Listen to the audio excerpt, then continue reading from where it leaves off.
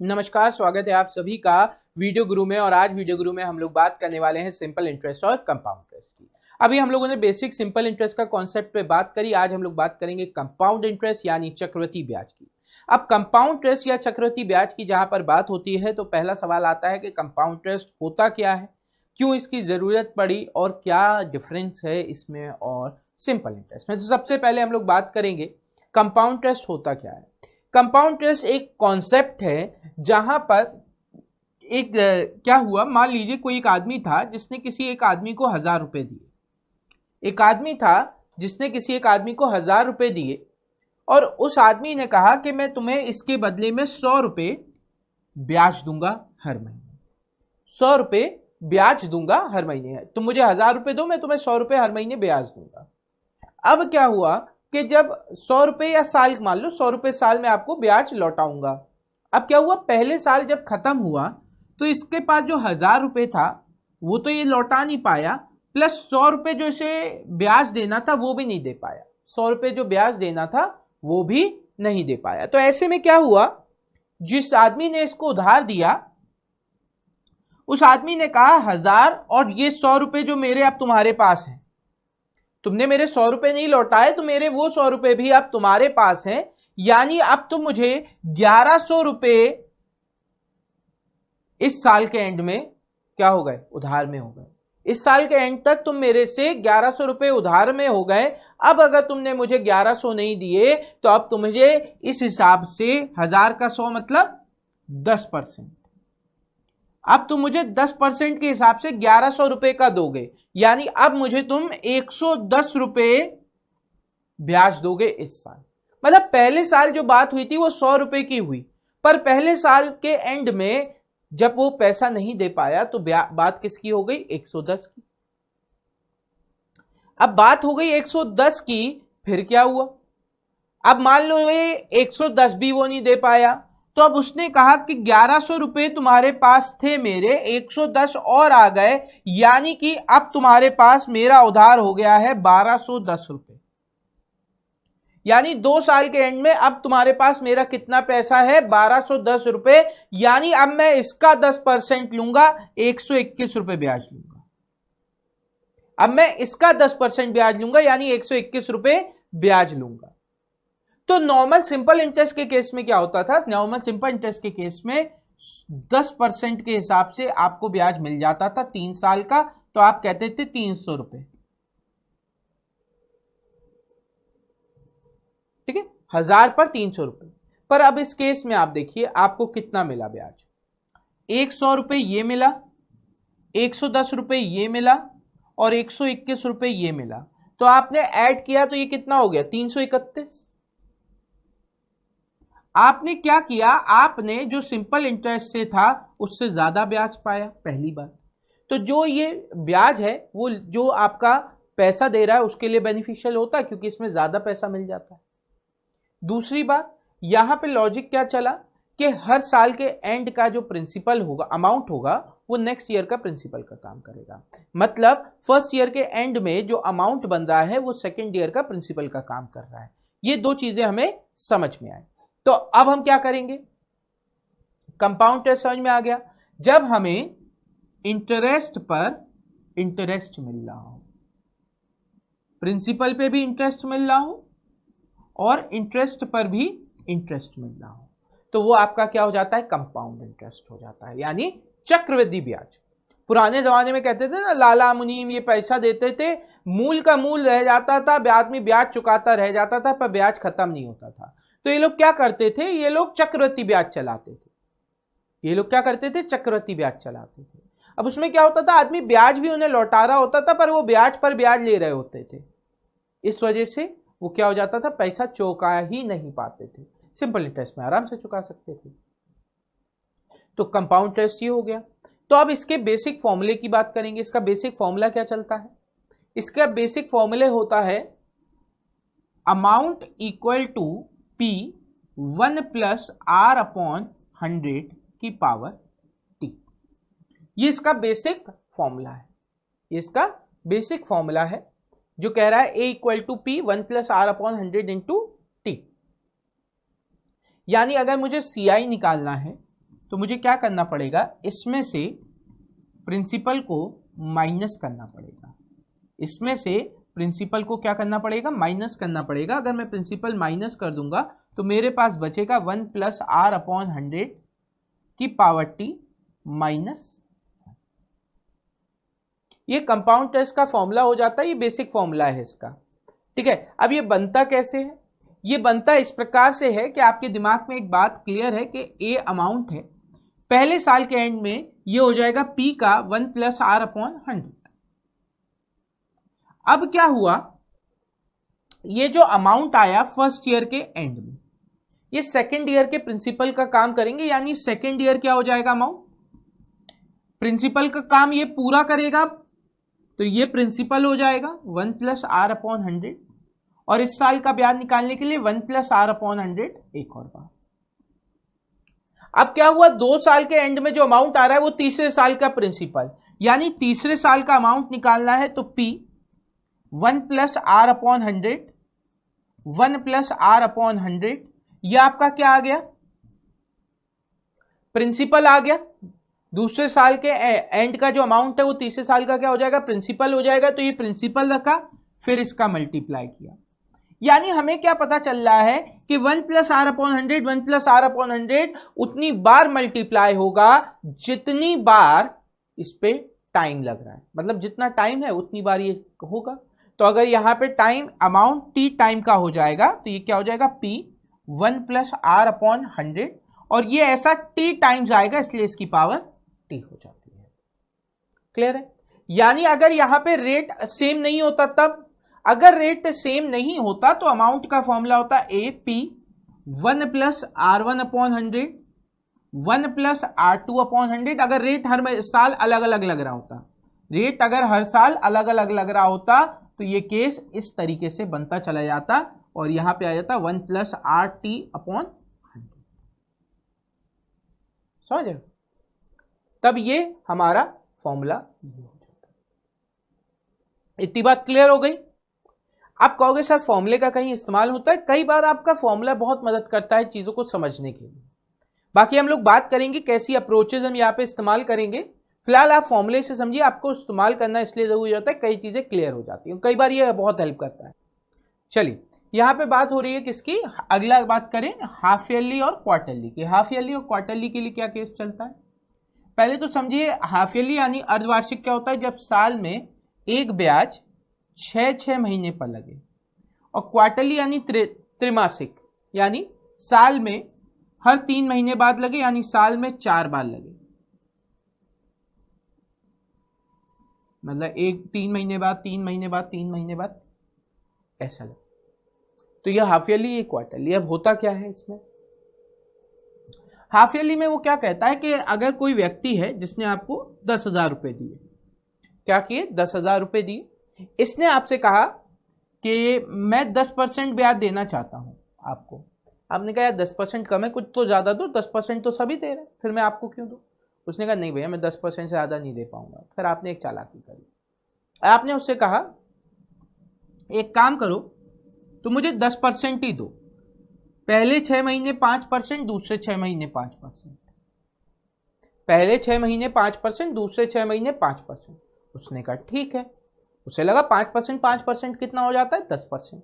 लेकिन यहां पे वो क्या खेल गया, उसने 10,000 का 5% लिया पहले 6 महीने, 10,000 का 5% लिया पहले महीने, तो उसे कितना ब्याज मिला भैया, 500 रुपए।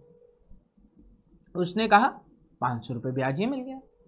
अब अगले 6 महीने के लिए उसने क्या किया, इस 10,000 का 500% फिर लिया, और इस 500 का भी 5% लिया, इस 500 का भी 5% लिया, यानी 25 रुपए। अगर 10,000 के 10% की बात करते तो हमें कितना मिलना चाहिए था, 1,000 रुपए ब्याज मिलना चाहिए था, लेकिन यहां पे कितना मिल रहा है, 1,025 पा लिया मैंने ज्यादा, मैंने 25 रुपए ज्यादा पा लिए।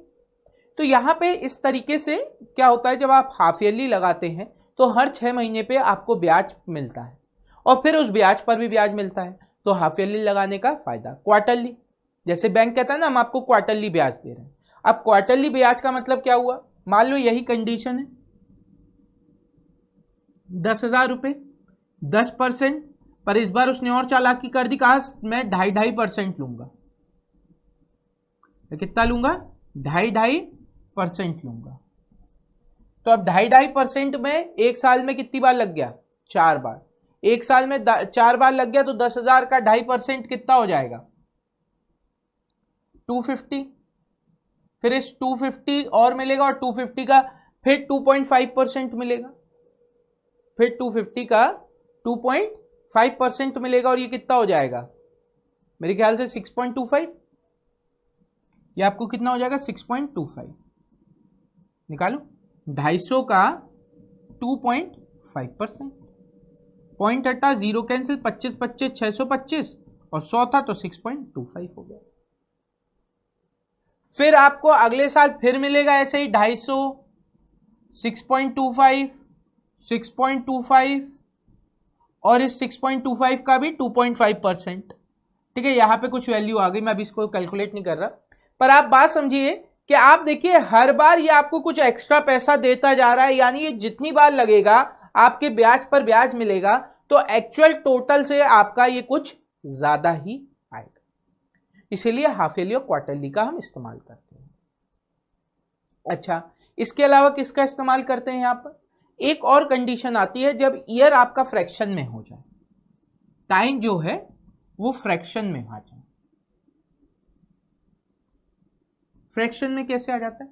कई बार आप पूरे समय के लिए नहीं लगाते, आप कहते हो मैंने 6 महीने के लिए लगाया, 4 महीने के लिए लगाया, 3 महीने के लिए लगाया, ऐसे लगाया।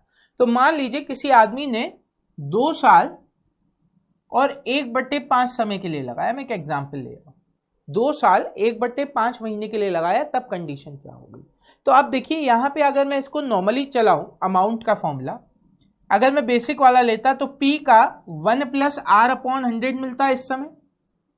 फिर ये आपका क्या हो जाता? अमाउंट, यानी ये प्रिंसिपल का काम करेगा, तो अब अगले साल क्या हो जाएगा? 1 + R/100 हो जाता। उसके अगले साल क्या होता है? ये प्रिंसिपल है, अमाउंट निकालेंगे तो क्या करेंगे? 1 + R/100 और T का मल्टीप्लाई, क्योंकि यहां पे T 1 ईयर नहीं है, हमने SI में पढ़ा था, फॉर्मूला होता है P 1 + R/RT/100। अभी तक क्या हो रहा था? T हमेशा 1 साल की बात हो रही थी तो 1 चल रहा था। अब यहां पे T क्या हो गया? 1 साल ना होके फ्रैक्शन में हो गया। T 1 साल ना होके क्या हो गया? फ्रैक्शन में हो गया। तो अब यहां पे ऐसी कंडीशन में हम क्या करते हैं? T का मल्टीप्लाई कर देते हैं, यानी फॉर्मूला अब क्या हो जाएगा? Principal equal to amount equal to principal 1 + R/100, जो 2 साल था वो 2 साल ऐसे 1 + R/100 इंटू 1/5। ठीक है, यानी अगर कहीं आपका टाइम ऐसे दे रखा हो ए होल x/y, ए होल x/y, तो ये फॉर्मूला क्या हो जाएगा? P 1 + R/100 की पावर T, और इसमें 1 + R/100, और इसमें 1 x/y का मल्टीप्लाई। ये कुछ इस तरीके से फॉर्मूला हो जाएगा। अब बात करते हैं इसकी अप्रोचेस की।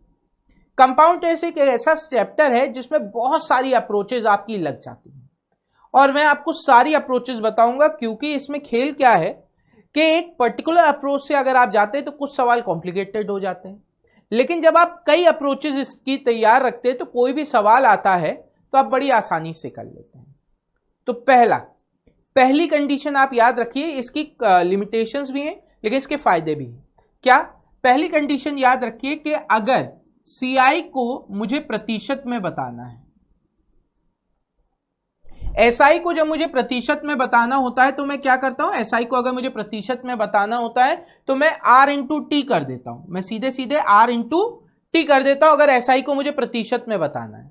पर यहां पे अगर मुझे CI को बताना है तो मैं नहीं कर सकता, क्योंकि यहां पे इंटरेस्ट पर इंटरेस्ट मिलता है। तो ऐसी जगह हम नेट परसेंट चेंज के फॉर्मूले का इस्तेमाल करते हैं। तो नेट परसेंट चेंज का फॉर्मूला क्या होता है? पहले एक बार R से बढ़ा, फिर जो वैल्यू है वो R से बढ़ी, पहले R से बढ़ी फिर R से बढ़ी, तो R + R + R × R/100। तो ये कंडीशन क्या आ जाती है? 2R + R² तो CI परसेंट में 2 साल के लिए अगर मुझे निकालना है, 2 साल के लिए मुझे निकालना है, तो 2r plus R square upon 100 कर दूंगा। 2r plus R square upon 100 का मतलब क्या हो गया कि अगर मैं आपसे कहता हूं 10%, तो आपके दिमाग में क्या आता है, अगर 10% है तो 2 साल में ये कितना ब्याज हो जाएगा, 2 इंटू 10 प्लस 10 का स्क्वायर बटे 100, 21%। यानी कोई भी धनराशि अगर 10% पर ब्याज दी जाएगी कंपाउंड इंटरेस्ट में, तो 2 साल में 21% ब्याज देगी। 2 साल में कितना परसेंट ब्याज देगी, 21% ब्याज।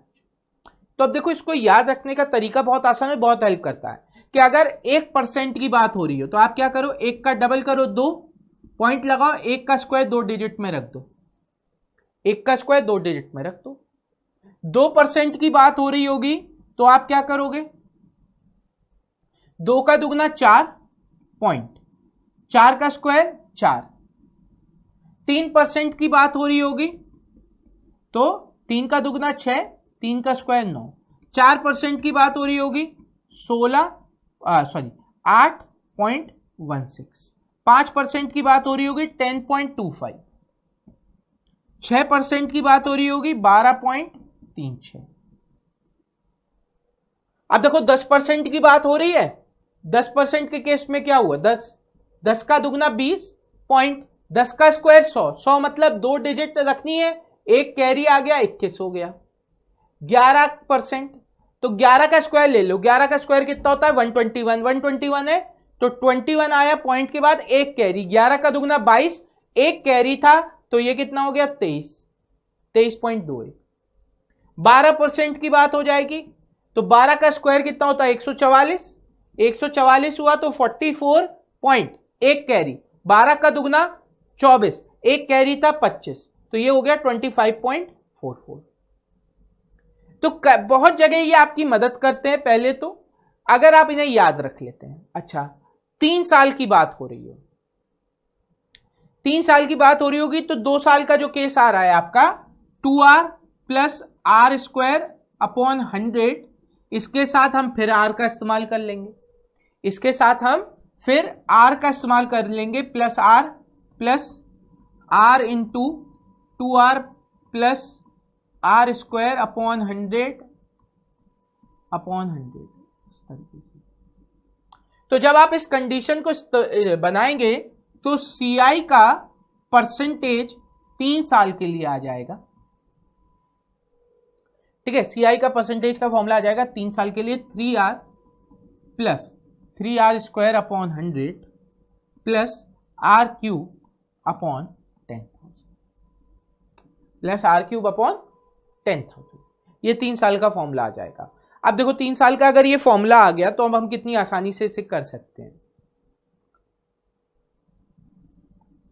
3r plus 3r square plus r cube upon 10,000। अब देखिए इसको अगर मैं करने जाता हूं तो यहां पे अगर मैं r की वैल्यू 10 ले लूं, r की वैल्यू 10 ले लूं तो ये कितना हो जाएगा 30 प्लस ये कितना हो जाएगा 100 का स्क्वायर 100 से कैंसिल 3 प्लस 10 का क्यूब तो ये आपका 0.1 आ जाएगा।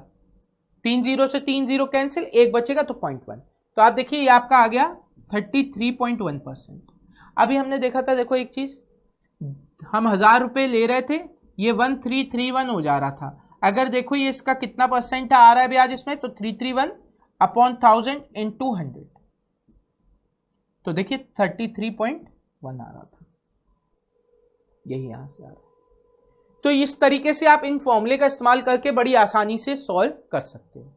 ये 2 और 3 साल का रहता है, आपको 4 साल का निकालना चाहो निकाल सकते हो, पर कॉम्प्लिकेटेड हो जाएगा। तो 2 और 3 साल की एक अप्रोच हो गई।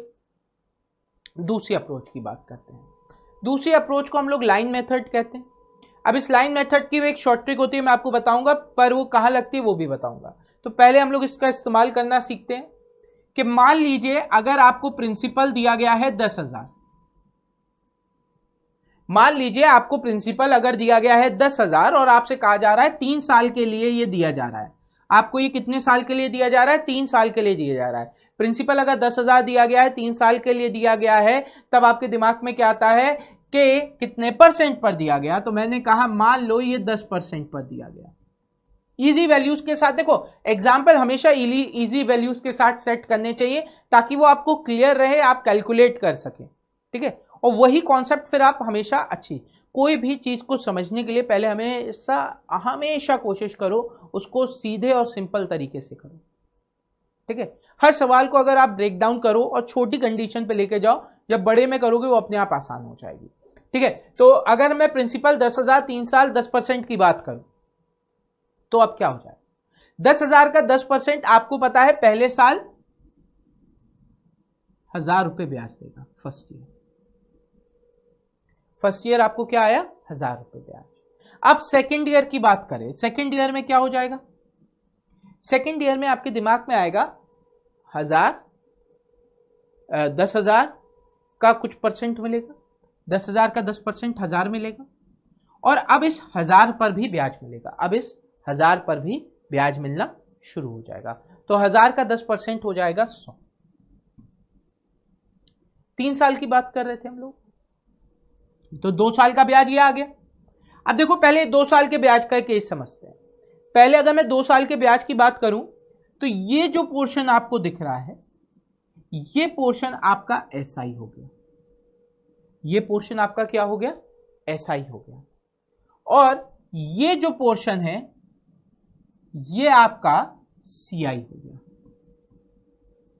ये आपका कितना हो गया सीआई हो गया। यानी अगर सिर्फ इस लाइन को जोड़ते जाए 1,000 को, ये जितनी बार आ रहा है ये आपका एसआई को डिनोट करेगा, और अगर मैं जो ब्याज पर ब्याज मिल रहा है ये 100 रुपए इसे भी इंक्लूड कर लूं तो सीआई का वैल्यू देगा। तो मुझे क्या पता चला, सीआई और एसआई का जो अंतर है यहां पर, सीआई और एसआई का जो अंतर है वो क्या है, वो ये 100 रुपए है, वो क्या है वो ये 100 रुपए है। अच्छा, तो 2 साल के एंड में सीआई और एसआई का जो डिफरेंस होगा, 2 साल के एंड में जो एसआई और सीआई का डिफरेंस होगा वो क्या होगा, वो ये होगा बच्चों कि ये जो 1,000 रुपए है, ये जो 1,000 रुपए है उस 1,000 पर मिलने वाला ब्याज, उस 1,000 पर मिलने वाला ब्याज हमारा एसआई और सीआई का डिफरेंस होगा 2 साल में। तो हमें क्या पता चला, अगर 2 साल की बात है, अगर 2 साल की बात है तो मेरे दिमाग में एक बात आई कि इस 1,000 रुपए पर जो ब्याज मिला है, जो इस 1,000 रुपए पर ब्याज मिला है वो मेरा डिफरेंस है। तो अब यह 1,000 रुपए का फॉर्मूला कैसे निकल सकता है, पी का R%,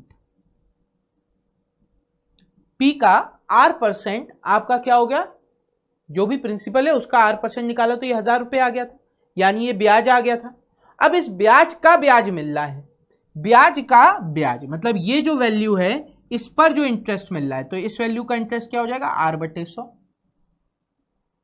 जिसे मैं लिख सकता हूं P R² upon 100, P R² upon R/100 का होल स्क्वायर, R/100 का होल स्क्वायर।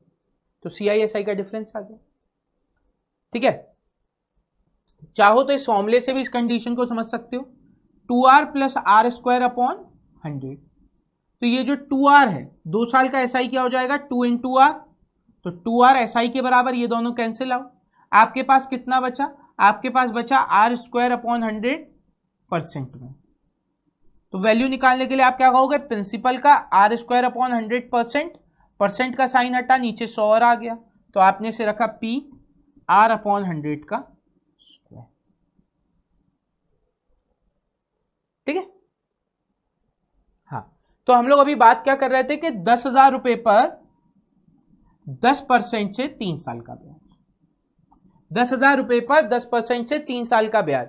तो आपके दिमाग में क्या बात आई, 10,000 पे 10% से 3 साल का ब्याज हम कैसे निकाल रहे थे, 1,000, इस 1,000 पर मिलने वाला ब्याज 100 पहले साल, दूसरा साल, तीसरे साल, फिर 1,000, फिर इस 1,000 पर मिलने वाला ब्याज 100, इस 1,000 पर मिलने वाला ब्याज 100, अब इस 100 पर मिलने वाला ब्याज 10। तो आपको क्या पता चला, ये जो 1,000 आ रहा है वो आपका SI हो गया, इतना पोर्शन आपका SI और CI का डिफरेंस, पूरा CI है, इतना 1,000 SI है, तो ये बचा हुआ आपका क्या हो जाएगा CI और SI का डिफरेंस।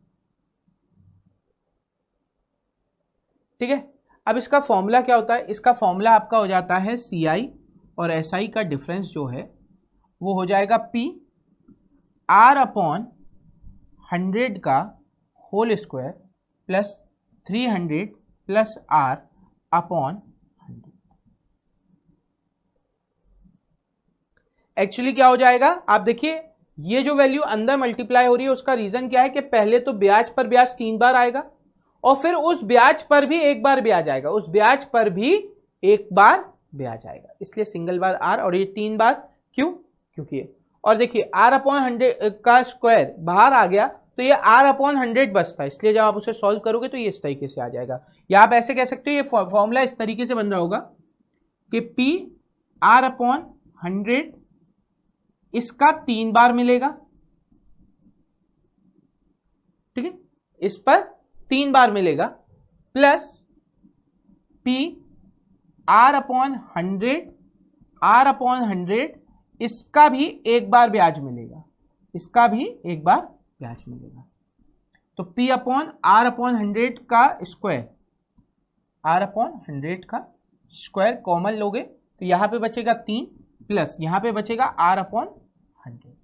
जब आप इसे सॉल्व करोगे तो ये हो जाएगा P आर अपॉन 100 का स्क्वायर ब्रैकेट में 300 प्लस आर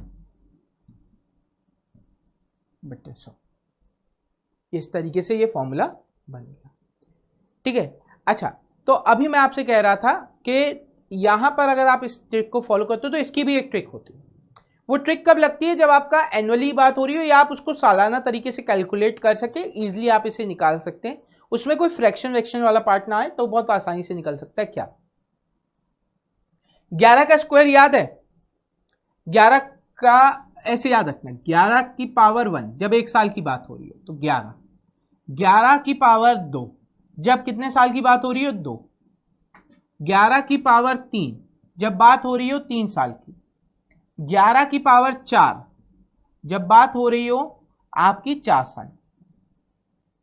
अब देखो 5 के केस में क्या है, यहां पे एक आपका होता है न्यूटन पास्कल्स ट्राइंगल होता है जो कुछ इस प्रकार से बनता है, ये उसको फॉलो करता है, ठीक है।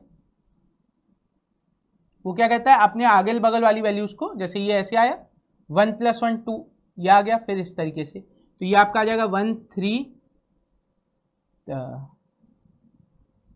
1 3 3 1 इस तरीके से, तो ये आपका आएगा 1 4 6 4 1, फिर ये आपका हो जाएगा 1 ऐसे करते हैं इधर से 1 4 1 5 6 4 10 6 4 10 5, ये इस तरीके से चलता है। तो आपकी क्या होता है, अगर आप नॉर्मली फॉर्मूले में रखते तो ये 10 का एक आगे आ जाता है, पर यहां पे आगे नहीं आता। ये आपका कंडीशन, यानी अगर 5 साल की बात हो रही होगी तो 11 की पावर 5 ये इस तरीके से चल रहा है, 1 इस पर 4 इस पर 6 4 10 6 4 10 4 1 5 और 1, ये इस तरीके से चलेगा, यानी इतनी बार।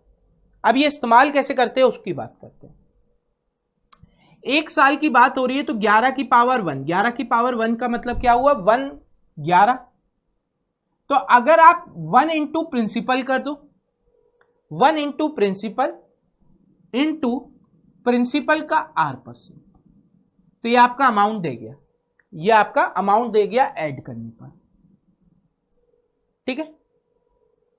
11 2 साल की बात तो 11 का स्क्वायर, 2 साल की बात 11 का square 1 into principal plus 2 into P into R/100 plus 1 into P into R/100 into R/100, यानी ब्याज पर ब्याज। 3 साल की बात हो रही हो तो 11 का क्यूब, इसी तरीके से 1 into P plus 3 into P into R/100 plus 1 into P into 3 into P into R/100 और एक, मैं इसका सीधे सीधे क्यूब लिख दे रहा हूं, ठीक है। आप कहोगे सर ये क्या कर रहे हो, समझ में नहीं आ रहा, देखो इसको समझाता हूं। अभी ये 11 का हमेशा चलेगा, ये न्यूटन्स का पास्कल्स का ट्राइंगल के फॉर्म से निकाला हुआ मेथड है। यहां पे चलता है कैसे आप समझो, प्रिंसिपल अगर 10,000 रुपए है, 10% पर 3 साल की बात हो रही है, हम 3 साल या 4 साल इस पे ज्यादा लो, 5 साल में आप कंफ्यूज हो जाओगे और 5 साल तक आता भी नहीं, यूजुअली 2-3 साल तक का ही आता है। तो आप देखो इसको करोगे तो कैसे करोगे। पहले तो अगर मुझे अमाउंट पूछा जाएगा तो मैं लूंगा 11 का पावर 3 होता है 133, 11 का क्यूब। अगर मुझसे अमाउंट पूछा जाएगा तो मैं सब कुछ लूंगा। तो अगर अमाउंट पूछा जा रहा है तो वह 1 इंटू प्रिंसिपल 10,000 है प्लस 3 इंटू 10,000 का 10%, 10,000 का 10%, 10,000 का 10% हो जाएगा 1000 प्लस 3 इंटू अब 1000 का 10%, 1000 का 10% हो जाएगा 100 प्लस 1 इंटू 100 का 10% हो जाएगा 10, 100 का 10% हो जाएगा 10। तो अगर मुझे अमाउंट चाहिए तो मैं सबको लूंगा, अगर मुझे सिर्फ कंपाउंड इंटरेस्ट चाहिए तो मैं इतना लूंगा, अगर मुझे सिर्फ सिंपल इंटरेस्ट चाहिए तो मैं इतना लूंगा, अगर मुझे सीआई और एसआई का डिफरेंस चाहिए तब मैं इतना लूंगा, अगर मुझे एसआई और सीआई का डिफरेंस चाहिए तो मैं इतना लूंगा। आप करके देखो, 10,000 का 10% से 3 साल, तो पहले साल 1000, दूसरे साल 1000, तीसरे साल 1000, 1000 पर 100 और 100 का 10। अब आप देखिए, एक बार प्रिंसिपल आया, एक बार प्रिंसिपल आया, ये जो इस पर आने वाला ब्याज है वो 3 बार आया, इस पर आने वाला ब्याज 3 बार आया, इन 3 ब्याज पर आने वाला ब्याज 3 बार आया, इस 1000 पर आने वाला ब्याज 3 बार आया, 3 बार आया, एक बार इस 100 पर भी ब्याज आया, एक बार इस 100 पर भी ब्याज। अगर 4 साल की बात हो रही होती तब आप क्या करते, 1 इंटू 10,000 क्या होता है 14641, ठीक है, plus 4 into 1000 plus 6 into 100 plus 4 into 10 plus 1 into 1। हमने क्या किया, 10,000 का 10% 1000, 1000 का 10% 100, 100 का 10% 10, 10 का 10% 1। आप करके देखो, 10,000 का 10% से 4 साल का ब्याज, 10,000 का 10% से 4 साल का ब्याज, तो ये कितना हो गया 1000, 1000, 1000, 1000 4 बार, फिर इस 1000 पर 100, फिर इस 1000 पर 100 और इस दूसरे वाले 1000 पर 100, ठीक है, और इस 100 पर 10, ठीक है, फिर इधर आ गए 1000, 100, 1000, 100, इस 1000 पर 100, इस 100 पर 10, इस वाले 100 पर 10, इस वाले 100 पर 10 और इस 10 पर 1। तो आप देखो 1000 कितनी बार आया है 4 बार, 100 कितनी बार आया है 6 बार, 10 कितनी बार आया है 4 बार, 1 कितनी बार आया है 1 बार, ठीक है। तो आप अगर ये कंडीशन याद रखते तो ऐसे ये आसानी से लगा सकते हैं। अब ये कहां नहीं लगेगा, अगर साल 2/5 हो जाए, 1/5 हो जाए, ऐसे में ये दिक्कत देगा। लेकिन हाँ, इसमें आप कर सकते हो, जैसे अगर मैं आपसे कहता हूं टाइम 2 साल 2 सही 1/5 है, तो अगर 10,000 पर निकालना है 10% से, तो आप क्या करोगे, 2 साल पूरा लगा, तीसरे साल आधे समय के लिए लगा, 2 साल पूरा लगा यानी 1000, 1000, 100, तीसरे साल कुछ समय के लिए लगा, लेकिन मैंने तीसरे साल पूरा निकाला 1000, 100, 100, 10 और क्या किया, इसका 1/5 भाग निकाल लिया, इस पूरे का 1/5 भाग निकाल लिया, क्योंकि मैंने 1 साल का ब्याज निकाला, ये समय कितने के लिए लगा 1/5, क्योंकि 2 साल तो पूरा लगा, तीसरे साल में 1/5 समय के लिए लगा, तो इसका 1/5 भाग कर लिया। ये दूसरी अप्रोच है। अब तीसरी अप्रोच सुनो, ये भी बड़े काम की है। कहोगे सर इतनी अप्रोचेस बताओगे तो क्या होगा। देखो ये वीडियो जैसे ही लग जाए, इस अप्रोचेस को कई बार देखो, रिपीटेडली देखो। जब आप 10-12 बार देखोगे, एक बार मतलब एक अप्रोच को एक बार देखो और 10 बार देखो रिपीट करके, फिर दूसरी अप्रोच देखो, उसे 10 बार देखो, फिर तीसरी अप्रोच देखो, उसे 10 बार देखो और उन्हें प्रैक्टिस करो। और जब तीनों अप्रोचेस पे आपको कमांड हो जाएगा, आप देखोगे सवाल बड़ी आसानी से लगने लगेंगे। अब तीसरी अप्रोच क्या होती है, तीसरी अप्रोच आपके बहुत काम आती है। ये कैसे हम खेलते हैं इसके साथ आप देखिए, मान लीजिए आपको कहीं पर 10% ब्याज मिल रहा है, मान लीजिए आपको कहीं पर 10% ब्याज मिल रहा है, 10% की फ्रैक्शन वैल्यू क्या होती है? 10% की फ्रैक्शन वैल्यू होती है 1/10। 10% की क्या होती है फ्रैक्शन वैल्यू? 1/10। इसका मतलब क्या हुआ? इस 10 पर 1 रुपए ब्याज मिलेगा, इस 10 पर 1 रुपए ब्याज मिलेगा, यानी कि 11/10 भाग हो जाएगा, यानी कि 11/10 भाग हो जाएगा। और ये 11/10 भाग अपने आप चलता रहेगा हर बार क्या होगा? ये प्रिंसिपल हो जाएगा इसका ही 11/10 भाग। तो अगर जितने समय की बात हो रही है, 1 साल की बात हो रही हो 1, 2 साल की बात हो रही हो तो पावर 2, 3 साल की बात हो रही हो तो पावर 3। आप यही तो कर रहे हो। देखो अगर मैं नॉर्मली बात करूं तो प्रिंसिपल 1 + r/100 की पावर t है। अब r की जगह अगर मैं 10% रखूं तो 1 + r 10 हो जाएगा 100, 0 से 0 कैंसिल, 11/10 हो जाएगा। और आपका जो भी समय है वो t इस पर चलता रहेगा। यही कॉन्सेप्ट है, तो यहां पे भी यही कर रहे हैं। अब फायदा क्या है? फायदा यह है कि आपका कंपैरिजन आसान हो जाता है। मान लो एक एग्जांपल ले रहा हूं, 25% है, 25% है। आपने कहा 1/4 यानी कि 5/4। 1 साल की बात हो रही है तो आप क्या कहोगे? प्रिंसिपल अगर 4 है तो CI 1 होगा, अमाउंट 5। अब मान लो ये 2 साल की बात है तो इसका स्क्वायर हो जाएगा, स्क्वायर हो गया तो 25 16। ये जो आ गया ये कितना हो गया? ये 9 हो गया। ये जो आया वो कितना हो गया? 9 हो गया।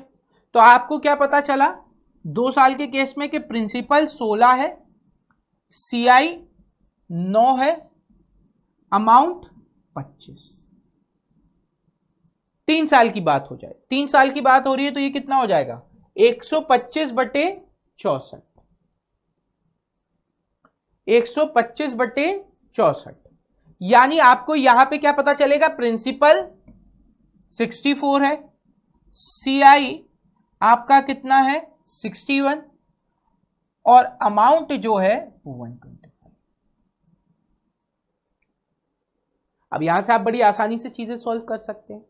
अच्छा, इसका और कैसे इस्तेमाल करते हैं, ये और आसान करने में चीजें कैसे आती हैं? मान लो अभी हमने 3 साल की बात करी थी, हमने 3 साल की बात करी थी तो हमने प्रिंसिपल माना था 64। अच्छा, रेट कितना था? 25%। 25% का मतलब होता है 1/4। 25% का मतलब क्या होता है? 1/4। तो अगर ये 64 है, इसका 1/4 से मैं 3 साल का ब्याज निकाल के देख रहा हूं, ठीक है? तो 64 है, आपको पता चला इसका 1/4 भाग हो जाएगा 16, इसका 1/4 भाग हो जाएगा 16, इसका 1/4 भाग हो जाएगा 16, 3 बार लगेगा। 16 का 1/4 भाग हो जाएगा 4, 16 का 1/4 भाग हो जाएगा 4, फिर 16 का 1/4 भाग हो जाएगा 4, और फिर 4 का 1/4 भाग हो जाएगा 1। ठीक, तो अब आपको क्या पता चला? आपको पता चला कि अगर 2 साल की बात हो रही है, अगर आपके केवल मैं सेकेंड ईयर की बात करूं या अभी थर्ड ईयर की बात करते हैं, अभी थर्ड ईयर से ही समझते हैं, सेकेंड ईयर को भी बाद में देखते हैं, वरना मैं आपसे कह रहा था उसको मान लेते हैं। लेकिन अभी आप इसको देखिए, अगर मैं आपसे किसकी बात कर रहा हूं? 3 साल की।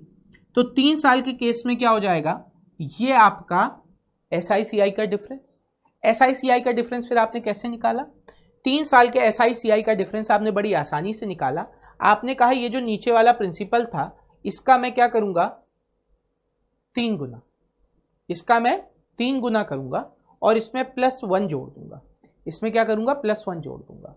लेकिन ये कंडीशन आपकी बेटा वहीं पे काम आएगी जहां पे आपकी वैल्यू, फ्रैक्शन वैल्यू ऐसी आ जाए 1/1, 1/2, 1/3, 1/4, 1/5, 1/6, 1/7, यानी ऊपर 1 चलना, न्यूमरेटर 1।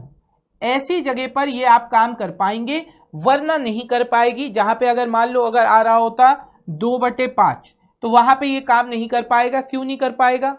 क्योंकि अगर 2/5 होता तो वो 2 मल्टीप्लाई होते हुए चला जाता और ये वैल्यूज बदल देता। यानी इसकी लिमिटेशन क्या है कि ये उन्हीं फ्रैक्शन वैल्यूज पर काम करता है जिनके ऊपर 1 आ रहा हो, जिनके ऊपर 1 आ रहा हो। अगर 1 नहीं आ रहा तो काम नहीं करेगा।